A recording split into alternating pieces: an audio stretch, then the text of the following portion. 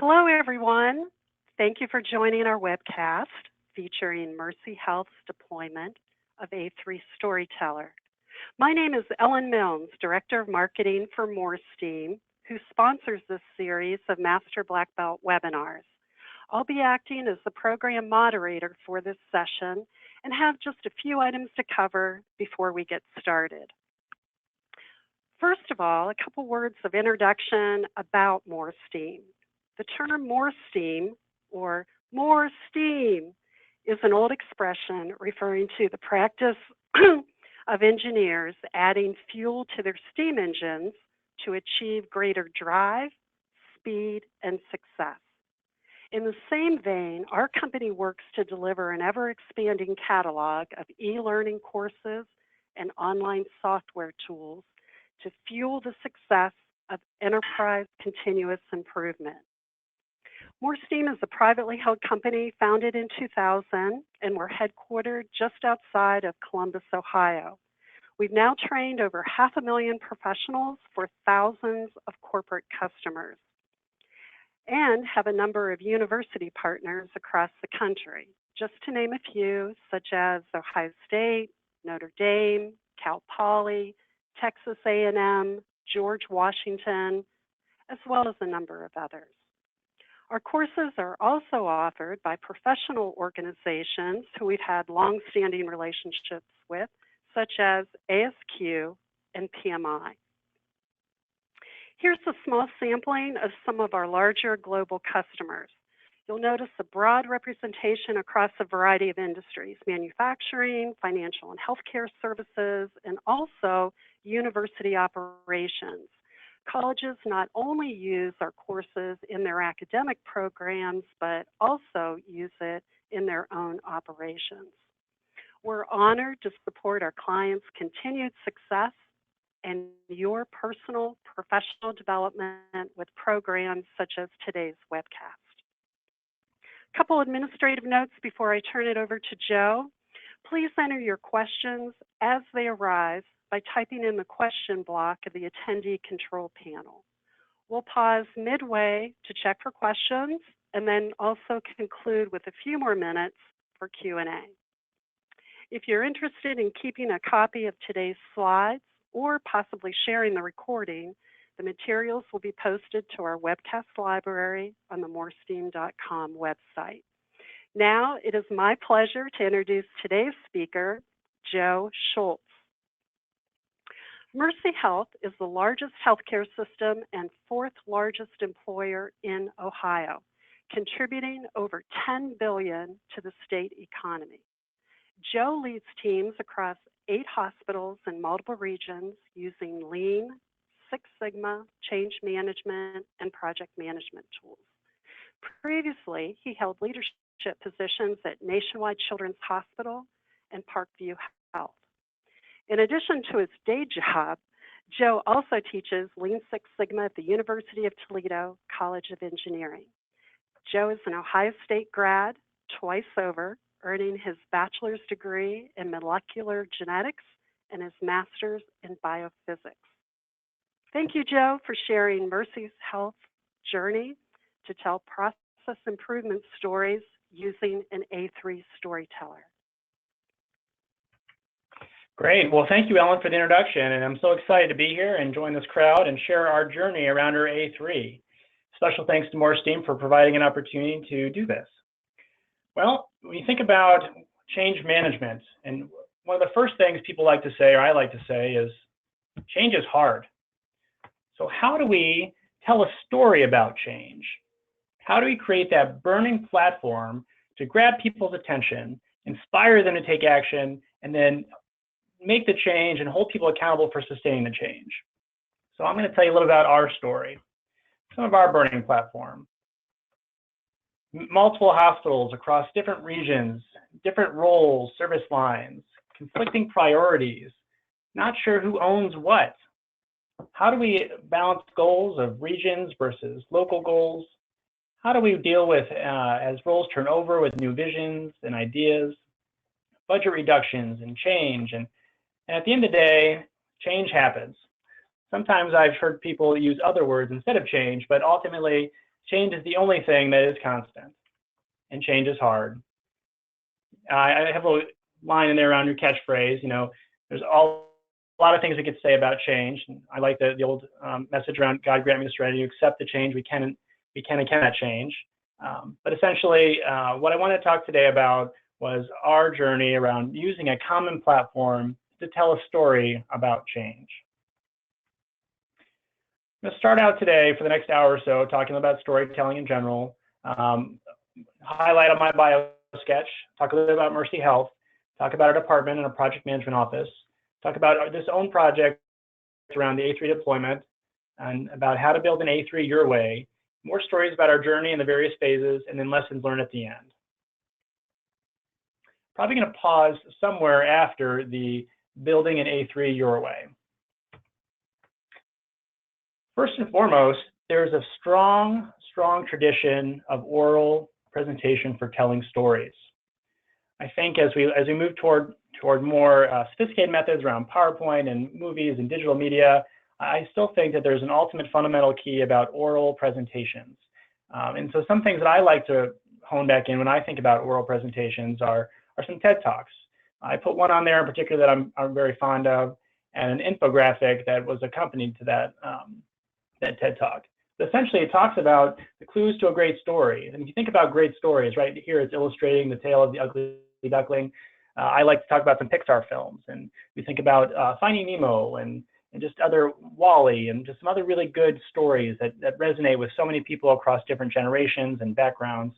But essentially, it goes through that a pathway or their own journey. The first one is, make me care, and then take me with you, be intentional, let me like you, and then delight me. So I'm not going to go into depth around these concepts, but I'd like to refer you back to that TED Talk if you have interest in honing your skills around, what are some great ways or powerful ways to tell stories. The other tool I like to point people towards is the Made to Stick book.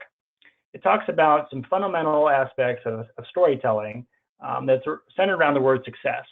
You keep it simple, you make things unexpected, make it concrete. Make sure you have credibility, use emotion, but ultimately use stories. Use stories to tell your journey. So I'm going to tell a little bit about my story. So I'm kind of an oddball when it comes into the world of healthcare. I have a research background in science. So when I was a little boy, I grew up watching Back to the Future and Jurassic Park, thinking that I was going to be the next scientist to change the world. And so I went to Ohio State and I studied molecular genetics. And I learned that the world is much bigger than I thought it was. And so I learned about jobs that I never knew existed. So during my time at Ohio State, I had the opportunity to work in research labs. And essentially, I was a virologist, making viruses in labs that would one day maybe be used to cure diseases. And I had an opportunity to work at Nationwide Children's Hospital in their Center for Gene Therapy. And I just learned more about what does it actually mean to be a scientist. And then from there, I learned that, hey, I love the science and I love the planning, but I didn't know if benchtop research was what I wanted to do the rest of my life. So I had the opportunity to kind of branch off into other aspects. So I worked a little bit in intellectual property, and then I worked in roles in an internal consulting group called Business Process Improvement. And that's where I got most of my fundamental training around Lean Six Sigma. And then transition to roles in leadership. And as we had children, so there's my burgeoning family. I have 3 little boys. I just welcomed their newest member about 2 months ago. And so as our family grew, we moved up to Northwest Ohio to be closer to family. And I found roles at Parkview Health as like a regional administrator, and then with Mercy Health as a service line administrator. And now I'm in a project management role. A little bit about Mercy Health. I think Ellen shared some of our wonderful contributions to the state of Ohio, but I'm not going to talk too much about it, but just maybe the physical layout. If you look at the map to the right-hand side, Mercy Health is the largest healthcare organization in all of Ohio. We're spread across the entire state. We focused kind of in the Cincinnati as our home base, and then up in the different regions throughout the state. We carved them out into several regions. So my role looks at the Toledo, that's the Toledo, Defiance, Willard area, and the Lima regions. So those 2 regions combined is kind of how I support the system. Something else I want to put on the radar is we're very excited that we're very close to merging with Bonds to Cores, and that will bring us to a 43 hospital system and will be the 5th largest Catholic healthcare system in the country. more about our economic impact. We are a very large employer, and we also have impacts to the state economy around $10 billion a year. About our office is actually very new. We were recently founded at the end of last year, sometime around November, December, as some of our senior executive positions transitioned. They had interest to bring this role back to Ohio, and so subsequently we were chartered by the regional CEO to build this department and build it based on fundamentals around Lean, Six Sigma, and change management. Right now we have 5 team members across multiple disciplines, and we report up through the executive structure, which I'll show you in a little bit. And we cover 2 regions, the Toledo region and the Lima region. So what do we do? A rose by any other name is just as sweet, but I think we really struggled with the name of the team. We went through like 26 different names, but ultimately we chose Project Management Office because it was the most concrete definition of what do we do. We help people solve problems, we help people run projects, but when you think about what does that mean, it's all the things above. It's Lean, Six Sigma, change management, strategy execution, process improvement, training. We help our friends in quality improvement, and we use the same language as a high reliability organization. So here we are. So how did we evolve as a burgeoning office to then begin telling a story around change? Because ultimately change happens. So I'm going to walk you through a journey of our almost a year-long process of bringing this A3 Storyteller to use as a fundamental tool to discuss change. Our SMART goal for this project was to create a standardized one-page tool to communicate change and updates, and then deploy it across all the hospitals by first quarter of 2018. The original champion was the Regional Vice President of Business Development and Service Lines. However, the current champion is now the Regional Chief Executive Officer and the Regional Vice President for Business Development and Service Lines. Here is a snapshot of our journey. You could look back, it happened sometime in January 2017 when we really felt the need to begin telling a story in a similar way. So how do we communicate all those changes as we bring on different hospitals, other regions, other services, as we face challenges around operations? How can we tell a story there? So you'll see it's broken down in different phases. Our phase 1 was really a departmental pilot. How do we get a small group of people using it? Phase 2, as we gain momentum, was bringing on another hospital. How can we roll this out in one hospital? And then finally, phase 3 was how can we bring this out to the masses? How can we bring it to the entire Toledo market? And we'll go through each of those phases in time. So our department pilot starts with the service line group in Mercy Health Toledo region.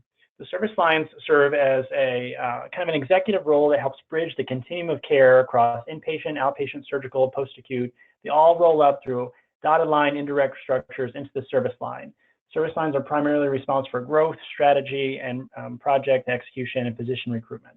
So that team is led by Jason Theodore, and there are several members of the team that make service line administrators. And so we were kind of a hub for information around change. So Jason challenged us to create that tool, a one-page summary, to keep it simple and minimize the need for advanced PowerPoint or Excel skills, and minimize leaders' perception of adding one more thing to their plate. And we also want to make sure this wasn't just a flavor of the week. The intended users were leaders at all levels, but we also wanted this to be a tool that we could share with frontline staff at meetings, on huddle boards, and make it a visible tool. So we piloted with our regional service line administration team.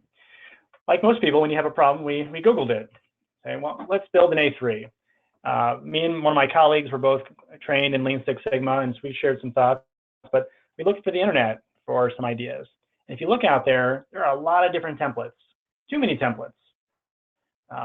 So we decided, well, what can we take from these elements, from our own backgrounds, and then from the culture at Mercy Health to create a tool that we think would be easily adopted by the masses.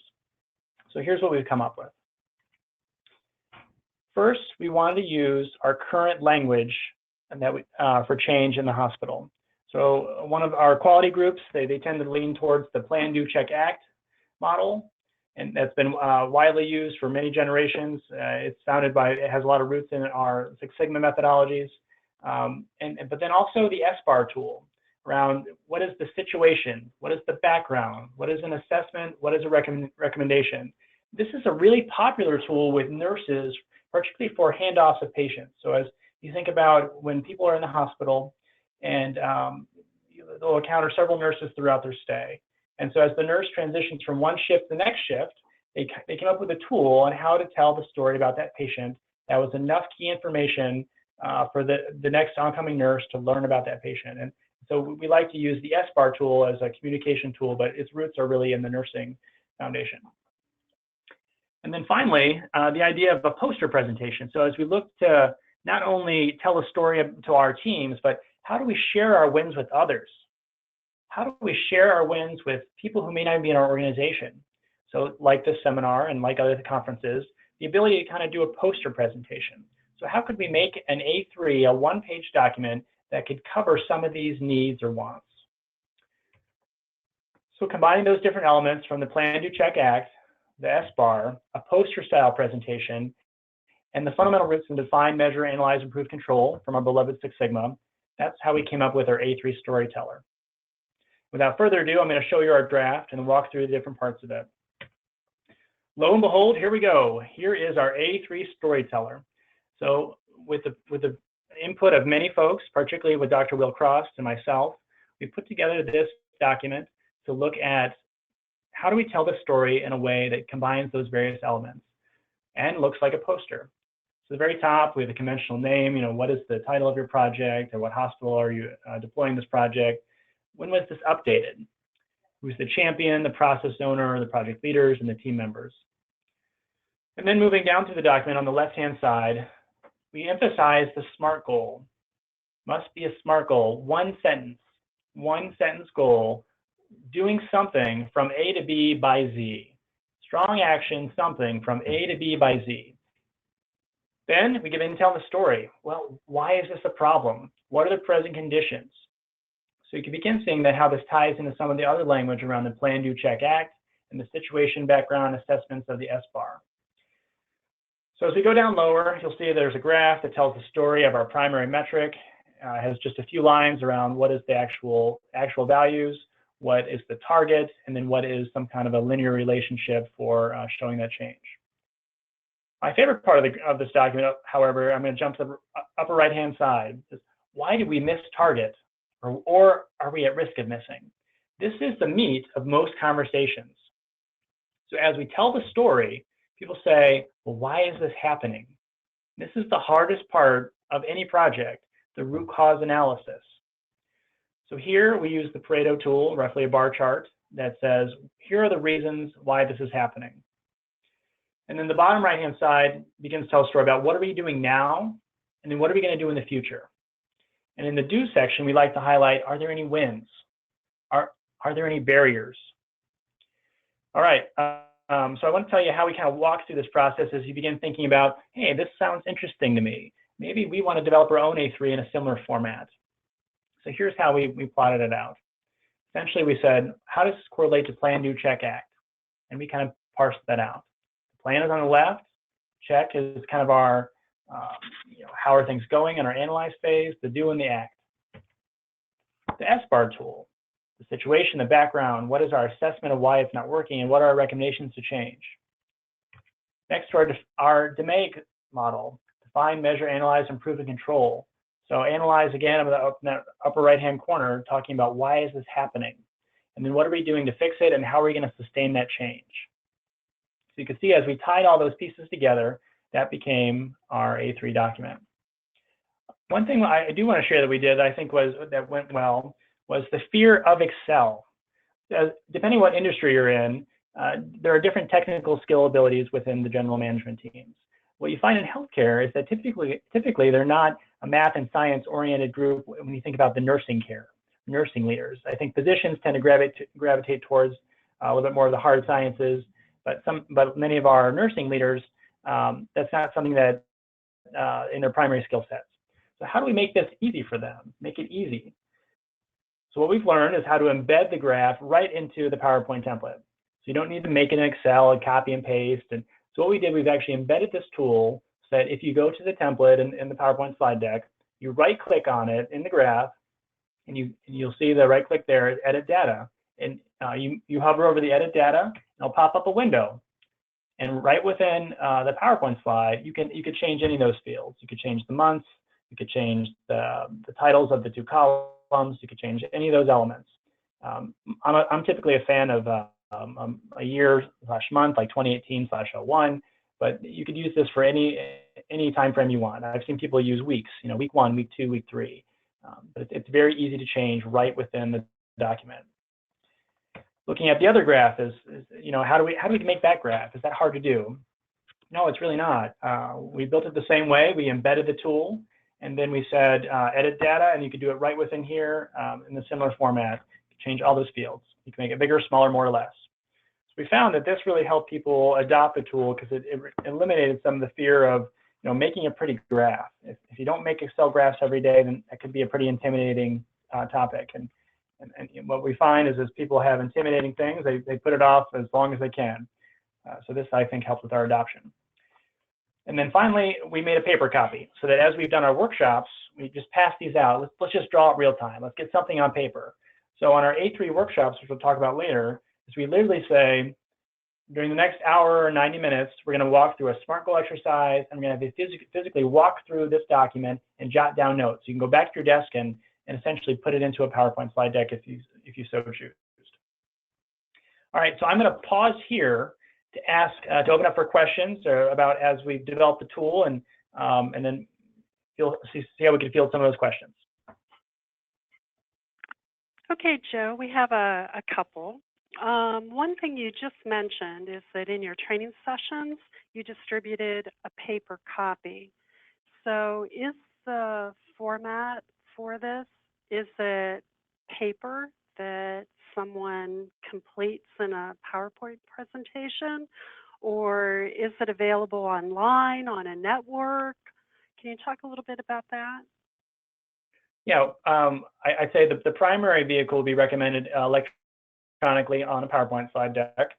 So as we've, and I'll talk about it as we've done our phases, how we train people, we direct them back to our hub. So the landing page, as soon as any Mercy employee opens the internet web browser, it goes to a hub page. So the PMO has a web page and internal, and we have a link for this template. Not only do we have a link, but we also have like a guide saying, here are some recommended ways how to use this tool. So whenever I talk to folks, I say, hey, don't forget we're on the hub. Here's how you navigate to us on the hub. And please go download the tool and use it that way. But what I found, though, was by giving paper out at the meeting, so at the workshop, is that once people walked away with it in their hand, I think they were more likely to go back and actually do something with it or turn it into a PowerPoint. Okay. Also, I wondered, do you have any flexibility in the format? So you were rolling out a consistent approach, consistent form, and oftentimes, you meet with a little bit of resistance, and someone says, well, this doesn't quite meet what I need. And can I just change this portion or that portion? How have you dealt with that, if you've encountered it? Yeah, great question. So yes, we have had ideas on, hey, can we move this here? Can we change this here? And what I tell folks is ultimately it's your story. You need to tell your story your way. I do like to say there's also an interest in having a standard tool so that as people look at something, it reduces the cognitive time to try to interpret the information. So with a standard tool, if people are always used to seeing a graph at the bottom of their key measure and the upper right-hand side of why you're missing, then it takes less time to try to read the document and try to tease out what is the person trying to tell me. So I think those are the main elements that I asked, well, 3 that I asked people to keep the same is the SMART goal, 1 sentence, an action word from this to that by a date, and then the lower left-hand side, measuring the key performance measure. So if your SMART goal is talking about patient days, your graph should be patient days. If it's talking about charges, the graph should be about charges. And then finally, the upper right-hand side is the reasons why. I think people struggle with this one the most. I've seen people try to put fishbone diagrams in there, pie charts. Ultimately, I say, hey, great start. It looks like you're more comfortable with those tools, but what I eventually ask is that you shift towards more of that Pareto aspect. And then I kind of go into the idea of, the 80-20 rule. Can we appropriately identify the top one or two things to spend the majority of our time on. But one other piece we've worked on with our quality folks is using this as a tool. We've added some additional language around some Joint Commission measures. So Joint Commission is one of our regulation bodies. So we've actually added like a paragraph in the present conditions that allows a user to highlight the appropriate language that the Joint Commission would like to see as we talk about change and change management, particularly around quality and quality indicators. Okay. And I have a number of questions that came in. Several of them I believe you're going to address later on, but let me capture two last ones before you move on. And one, it goes back to this paper thing, okay? And the attendee's comment was, your A3 looks more like a letter. So he was curious exactly what size of paper do you use when you go to print it out? Is it 8.5 by 11? Is it traditional A3?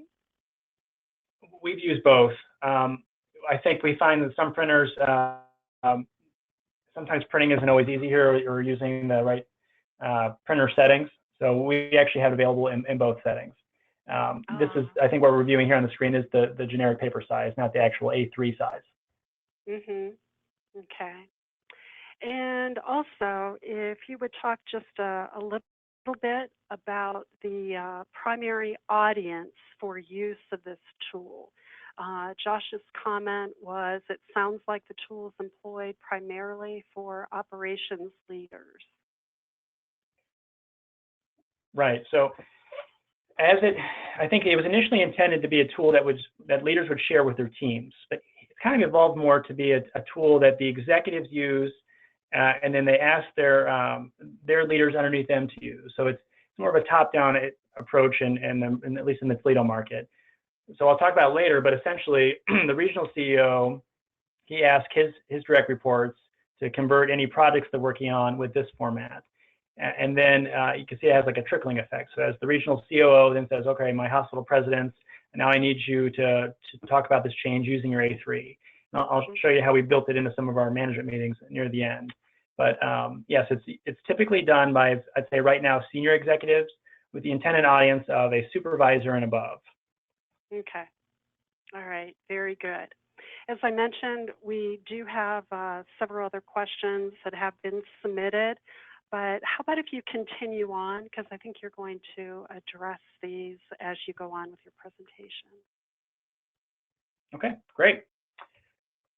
So let's talk about our pilot. How did this work for our team as we deployed it across, I think we mentioned that regional service line administration team. And again, it was just one page. Like as someone mentioned the questions, well, what does A3 even mean? I think it's mystifying to folks, but it ultimately it's just the definition of a size of paper. So I'm not going to get stuck out on what size the paper needs to be, 8 by 14, 8 by 11, 3 feet by 5 feet. I'm not stuck on that one. I think what I do insist, though, it should be a one-page document, so it's easy to read and it's just easier to manage. But as we think about it, what elements of your culture can you bring? So as I talked about how we bring some elements around the mercy language, but as people are thinking about building their own or building it your way, are there elements within your culture that you could bring to that document to make it easily adaptable? The other thing we thought about when we built it, other trainings the organization embraced in the past. So in the healthcare world, we talked about the Studer and the Studer models and so on. So that was something we tried to bring into this as at least as we taught it and rolled it out. So I challenge people to think about, what are your industry best practices, or who are some role models or things that you implement in your industry, and can you build that into the A3 document and training? And then I hinted a little bit about, as you think about building your A3, what is the skill level of your leaders? Are you a technical organization? Are you a pharmaceutical company? Are you a Honda company? Depending on the different levels of your team and their interest, ability to use more, I'd say, Excel and PowerPoint functions, that could also indicate how you build your A3. Ours, I think we try to keep it as simple as we could with minimal Excel and PowerPoint, or larger theory statistics. And then also multi-use. So as you think about this A3, how do you want people to use it, right? Do you want to use it for leaders directly with their staff? Do you want it to be an executive tool?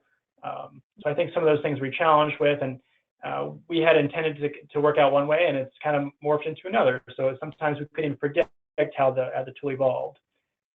And then the last piece I'll say about building an A3 your way, what I like about how we house it into the PowerPoint document is that it allows versioning.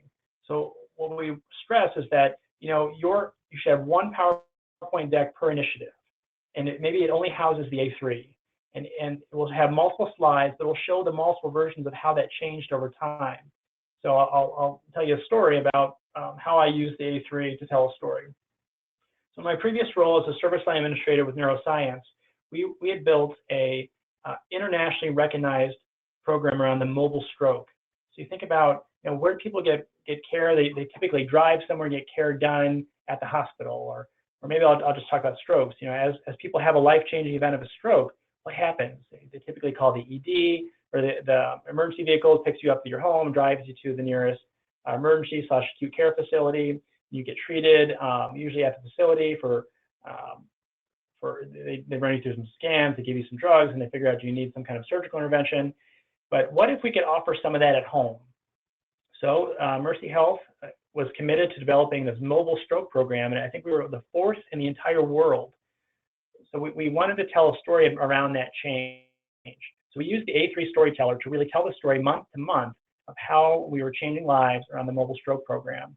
So if you look back at my slide deck, it shows, November 2017, December 2017. Each month, the A3 document changed a little as our reasons why we may or may not have missed targets, or some barriers, or some challenges, or some wins, and it can tell that story. And it also helps with, as we tell that story and looking back a year later, how to remember what happened. Oftentimes we do these big, huge changes, but note-taking is pretty sparse. So what the versioning of the A3 allowed was, hey, last winter, did we go talk to County X about joining this, or Fire Station Y? And then, so the tool actually became a great documentation tool just for trying to remember what happened on our story. So something else I highly recommend is that idea of versioning within any A3. So how did it go? So let's go back to our story, Mercy Health. How did it go around the service line administrators? So Will and I had developed a tool. Our leader had challenged all the team members to use it for their key initiatives. I was using it for the mobile stroke program. My partner was using it for deploying a surgical robot, and we had several people using this tool. And how did it go? Well, unfortunately, it didn't go great. So what I want to share with the team that we had a limited success, but the momentum was starting to build. So for the first, I'd say 6 months, we really struggled to get it up and running. So I'm going to use an element from our A3. This is perception data, but why do we think we did not have a great pilot of phase 1? Primarily because we had limited use by our regional executive suite. So if you recall, the first project owner was my leader, and he reported up through the chief executive officer. So my leader used it widely. However, we struggled to get it outside of our little team, and how to get the other hospital presidents to use it, how to get the other hospital executives to use it. So I think that ultimately that was the biggest impedance to our initial go live. Also, the service line administrators, this was a newer venture for them of using using the A3 to tell their story. So there was some resistance to change there. And then finally, around the hospital presidents, I think that at the time we were in a midst of change, and so it was a hard time to sell them to begin using this tool. But here's what happened.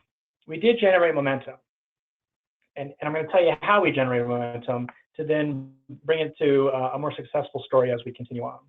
But as you begin thinking about maybe how would you build an A3 storyteller, not only build it for your teams, but also how are you going to deploy it? How are you going to talk about using it? So Will and I and the team members, we talked about how can we be very strategic about using the tool in certain mediums or certain meetings or with certain players. So we say, well, who's using it? Can we get a cheerleader? Can we bring into the huddle board process? Can we bring into some of our leadership meetings? And essentially, that's really how it started getting to move. So our leader began using it at a system level meeting. So my leader was responsible for a key performance indicator, not just for the region, but for the system. And so when he began using the tool in an audience of other folks, it caught some folks' attention. So namely, it caught our president of the Lima hospital. And he said, oh, wow, hey, I've used these in the past. These are great. Who's doing this and how can we learn more about it? So that's where the momentum really started happening, was gauging the spark of interest from one leader who then would have the interest to deploy it at a larger scale within his hospital. So as we think about how did it work, we began talking about it and then encouraging people to use it on for opportunities when things aren't going well, or what's on the senior executive radar that's not going well. Is there a huge project, huge initiatives with minimum resources? And then we kept encouraging folks to use the A3 Storyteller to tell that story. And like I said, the strategic element, I think we talked about having a key meetings and engage the interest of one of our hospital presidents. And we talked about, well, how can we further that engagement? So lo and behold, now we have phase 2. We've worked with our hospital president to say, hey, wow, I'm really interested in bringing back some of these Lean Six Sigma tools to hospital. I think we've used them in the past, and we'd like to bring some of those back. So you'll see here at phase 2, roughly last year around this time, we began crafting an idea to have like a ground up exercise, which we take a team of leaders, run them through with smaller projects, use the A3 as the primary communication tool, and look for outcomes. So I'm talking about that and then move on to our next phase. So out in Lima, we decided to do a small operational excellence class. So here you can see on the screen, I've got some pictures of them doing some process mapping, some peanut butter and jelly exercises. But essentially the process owner at this point was the hospital president. And he had heard about some of our efforts from the previous phase 1, and they had previous work with Lean Six Sigma, and they were excited to kind of bring some of that language and methodology back. So we work with the president to say, well, how can we serve you? So we essentially created a white belt training program for Lima leaders. They picked a smaller project, and they were going to use the A3 Storyteller to tell that story. And then at the end of the experience, report out to their progress to the executive team. We ended up with, I think we trained about 30-something people, but it whittled down to about 8 projects. In the healthcare world, we did a project around occupational medicine, HR, oncology, EVS, and several others. But the project expectations were pretty small. I think we had 3 classroom days of roughly half day to full day. And we walked through an overview of Lean Six Sigma tools, mostly in Define around process mapping and voice of the customer. But ultimately we said, here are your expectations. To be in this operational excellence class, and I'd say white belt, this was not a very in-depth full Lean Six Sigma project, it's very introductory. But initially for this first initial class, you need to have 1 SMART goal. Then with that SMART goal, you need to have a current state process map. You need to develop your key performance indicator. And you need to make that A3 Storyteller. That was the first session. And then we worked through, all right, a future state map, a GANTT, and then you have to hold meetings with your key stakeholders. So again, we started smaller projects, and looked at a SMART goal, a process map, your metrics, A3, future state map, a GANTT, and then key stakeholder meetings. And what we found, it was actually a big success. The team really enjoyed the work. We had a lot of fun doing it. We did a lot of icebreakers, a lot of goofy things. When I teach, I tend to do more activity-based, scenario-based. I'm not a big PowerPoint guy. I don't believe that learning by PowerPoint is my favorite way of teaching. So I tend to have people stand up and, hey, pretend you're the customer and you're the consultant, and here's the situation, and go. And so we have a lot of fun watching people kind of think on their feet and learn by doing. So that turned into, hey, that went really well. Now I want to roll this out to the entire hospital. So at the end of that report out, say around September, October-ish, each of those 8 teams present out to the executive steering team. It was, I think, everybody in the C-suite, the hospital president, the hospital chief medical officer, the chief financial officer, and so each team had the opportunity to get up and share their A3 and their barriers with the team, and they liked it. And they said, wow, hey, but let's do more of this. So we said, all right, well, how can we how can we begin deploying this out through your whole hospital? So Lima St. Rita's Hospital is a fantastic hospital out in, like I said, Lima, Ohio, and it has roughly, I think, 150 so leaders and a supervisor and above. And how can we get everybody in there using this tool? And the hospital president began saying things like, hey, for all of their goals, their response for next year, I want them to have an A3. And so our wheels began turning that this was starting to catch on with the president. So we said, well, let's have a successful outcome. How can we guarantee success, or not guarantee, but how can we have the most likelihood of success? So we said, before we train all 150 plus people, let's do another workshop with some people who are motivated and interested in this stuff. So after the operational excellence class, we created a kind of a train the trainer exercise. We had the hospital leadership team identify 30-some folks to come in and go through our A3 workshop, and then they would essentially be helpers for when we do it to the masses. And I'm going to talk about that. So during our train the trainer exercise, it was really a ground-based approach. We took the leaders that were most engaged, most interested in using the tool, and we did a 90-minute session around creating a SMART goal, and we did some activities around that with them and some partners, and have them pressure tested against their partners. So essentially, if I would craft 5 SMART goals, I'd pick my top one, and I'd meet with someone else in the room, and they would say, is this specific? Is it measurable? Is it action-oriented? So not only did we encourage people to talk to their peers, but also on the coaching and feedback. So we did that both ways and developed a strong SMART goal. And then we said, well, now we're going to build the A3. So we pulled out those paper A3s and had people, we walked through section by section.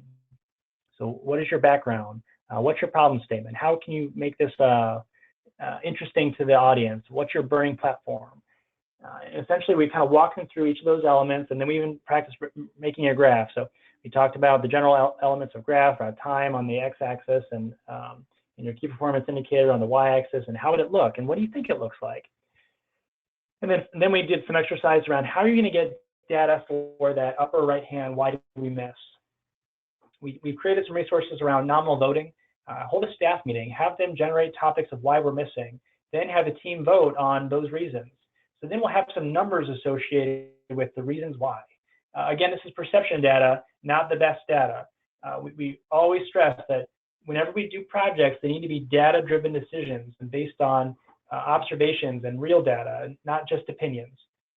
But however, usually the first start to getting people into this is that perception data, but we always challenge them that, can we get real data? Do an audit, do some observations, get out your stopwatch, go to the site and look and learn. So as we look ahead, how did that go? So we had 30 plus leaders engaged. So the objective was having 30 leaders engaged, the SMART Goals A3 storytellers. They became kind of train the trainers. And then the findings were that the next step was to kind of have them help us present out to the larger team. So move this on to our first leadership meeting. So in the Lima market, every quarter they have like a larger leadership summit based on the idea of, I think it's like a Studer product, which they bring leaders together to do professional development and just talk about state of affairs and so on. And so during that opportunity, we spent, again, roughly a 90-minute segment to talk about the same workshop we did with the other group. We did the SMART goal exercise and then the A3 storyteller intro. And if you look here on the map, I'm going to talk about this icebreaker we did, because some of this is pretty dry stuff. If you think about how do people engage audiences around Lean Six Sigma, sometimes even the words themselves are a turnoff. If you look at it in healthcare, if we say the word lean has some connotations to it. What I've heard from users is lean means cutting. Who are you going to cut? What are we not doing that's great? Who are you to come in and tell us what's better? If you think about Six Sigma, it's kind of like a word, and it can be very intimidating. So I think what the goal was to try to have something fun and energetic and exciting right off the bat. We put a bunch of balloons on the table with string, and we had everybody tie the string to their foot and with one balloon. And we today, and it's about goals. Your goal is to not at the end of the 3 minutes, and that's all we said. Those are the instructions. So we say, all right, and go. And so we allowed all the teams. It was chaos. It was fun. People were laughing and moving around, and they were popping balloons left and right. And so then after the 3 minutes, we paused and we said, all right. So if you still have your balloon, raise your hand. So we took all the people who had the balloon. Maybe it was roughly a third of the group, and we said, all right. So wow, looks like you still got your balloon. Nice work. How'd you do that? So they kind of shared their, oh, this is how we did it. And then we flipped the exercise. We said, all right, well, now the activity is you're going to group up in groups of 3. The goal is to have the most number of balloons at the end of 3 minutes. And we said, go. And so the teams, it was more fun, more chaos, and as people try to figure out real time how they're problem solving. And then at the end of 3 minutes, we said, all right, so how did your strategies, initiatives change? And so they talked about, oh, well, we worked as a team, we collaborated, we talked more each other. And then we said, well, ultimately, that's what we're here to do today. We're here to talk about goals, shared goals, and change working together. And I think that was a big win for the Lima team. It started us off on a positive note, and it got them excited and kind of they're up moving around and smiling. I do want to share, though, that I did not foresee latex allergies or the severity of those. So there's one person who actually had to leave the building when they learned that we were doing an activity around balloons. So I felt really bad about that, and I don't know if I'll be able to duplicate that again in such a large setting. But I found the overall tool very fun and exciting, but I do caution folks if they look at that to beware of latex allergies. But nonetheless, I think that got us going off for the Lima team. Then they invited us to come back at the next LDI. Well, so at that LDI, they said, the president got up and said, my expectation is that everybody use this A3 to talk about their goals. And over the next few months, we're going to have some more workshops around training for the A3 tool, so sign up for them. Then they invited us to come back again, one more quarter. How can we share the same, how can we build on that tool and keep going? So I'm looking at the time here, I'm realizing that we've got about 12 minutes left, so I'm going to go a little bit faster, maybe skip a few things. But at the next meeting, we essentially did a product where we said, how is it going with the A3s? Give us some feedback. What's going well, let's put that in the green. What's not working out so well, yellow, and what's going red. So during that meeting, real time, we collected this feedback from all the leaders in Lima, and then we said, let's address the things that are red. And so we spent time talking about what's not working well for the A3s, and a lot of it was back to the graphs. How the graphs are really tough. We need a refresher on that. So we walked through as a team how to do that and how to edit it real time, and we solved that problem. The other one was around how do we get data for that, why we missed. So we went over again the idea that nominal voting technique, and we also made like a slide deck around how to do that in your team. Hold a staff meeting, do these steps, assign number values, and sum them up. And so I think that it helped the adoption of the tool. So that puts us right around the time of the beginning of the year, in November, December time frame. We actually had some more leadership turnover, and lo and behold, the president of St. Rita's Hospital in Lima now became the president of the presidents for both Lima and Toledo. So the leader who was so engaged, so excited about the A3 tool, now became responsible for all the hospitals in Toledo and Lima. And so from there, he said, hey, let's figure out a way to bring this back to all these hospitals. Let's create a department function. And so lo and behold, it gave birth to the project management office. And so that's kind of where we said, now how are we going to roll this out to the rest of our hospitals? So the next phase was, how do we bring this out to these other hospitals?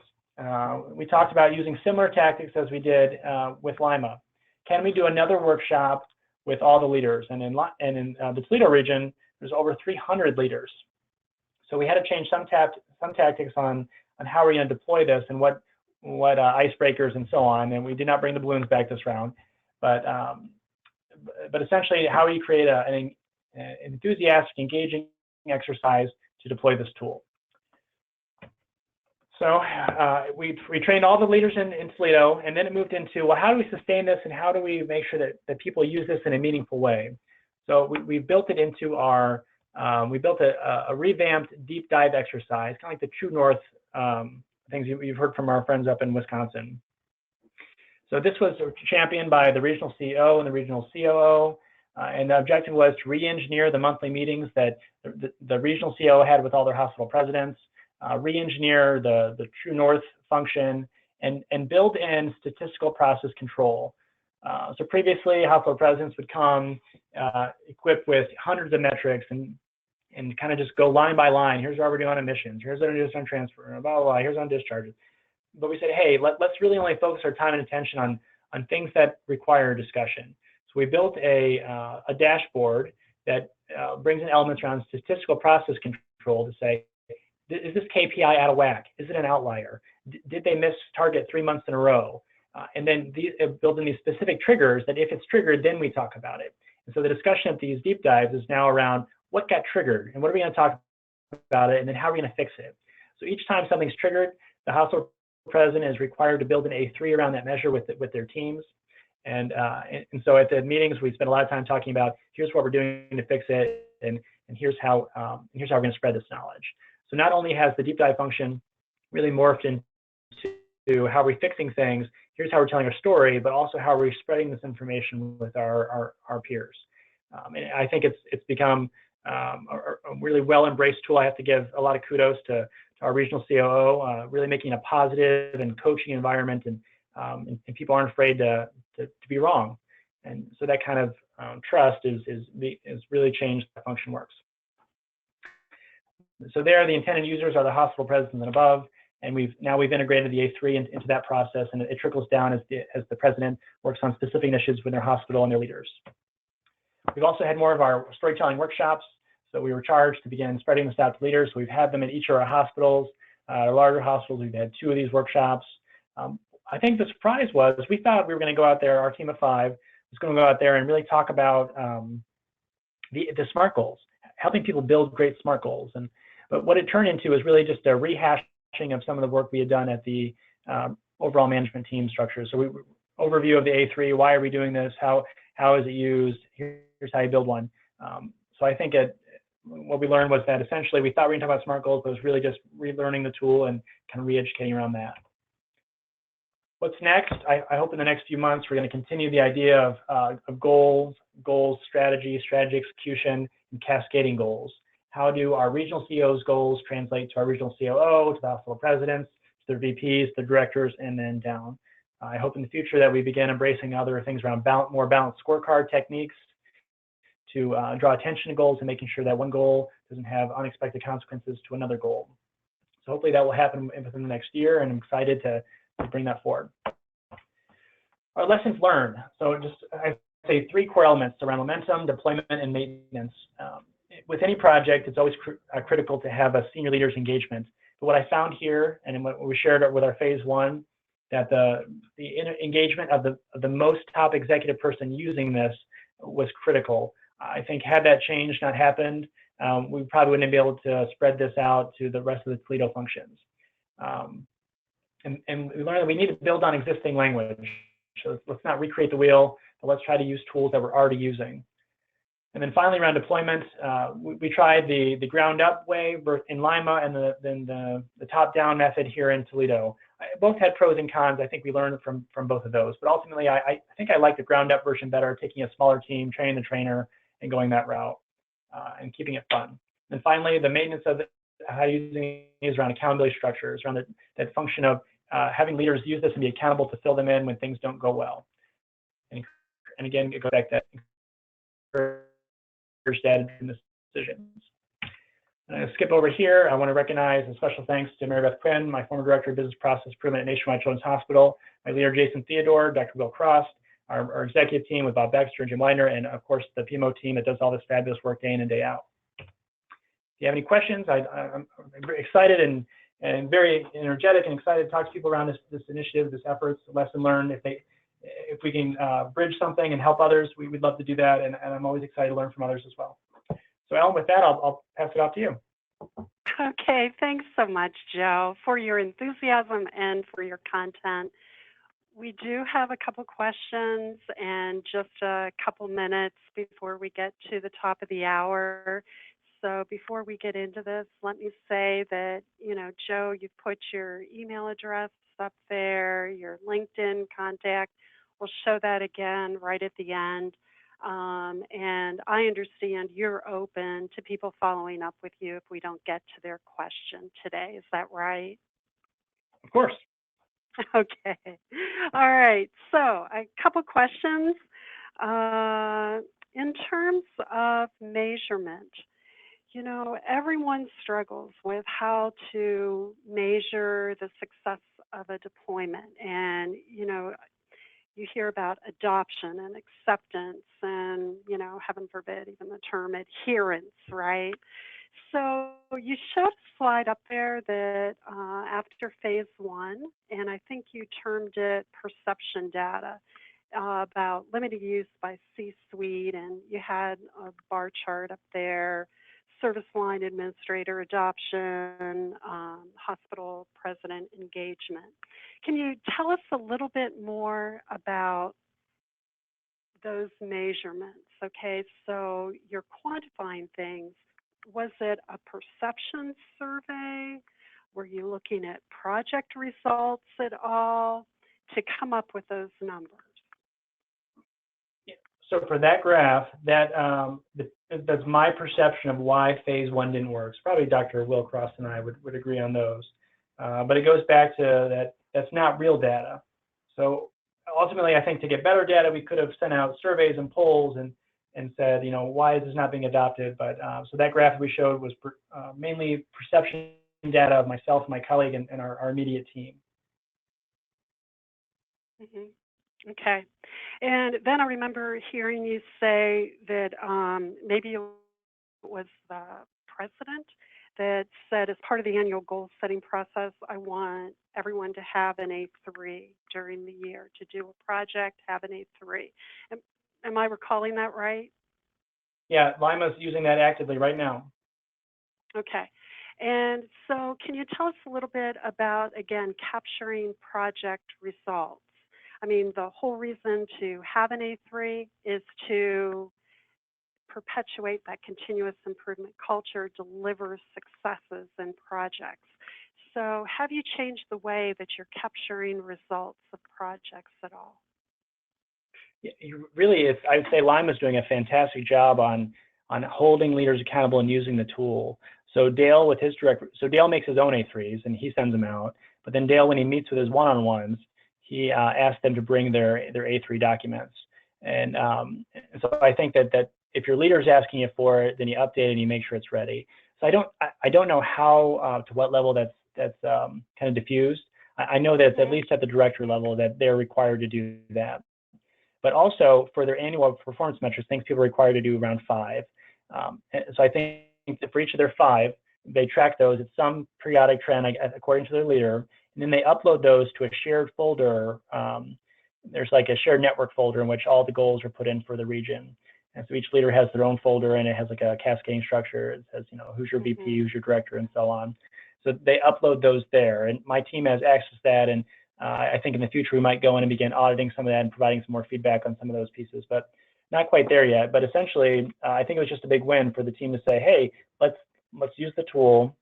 Let's ask all users to use it for their HR metrics, for their annual appraisal, and let's put them in one place. Mm-hmm. Okay.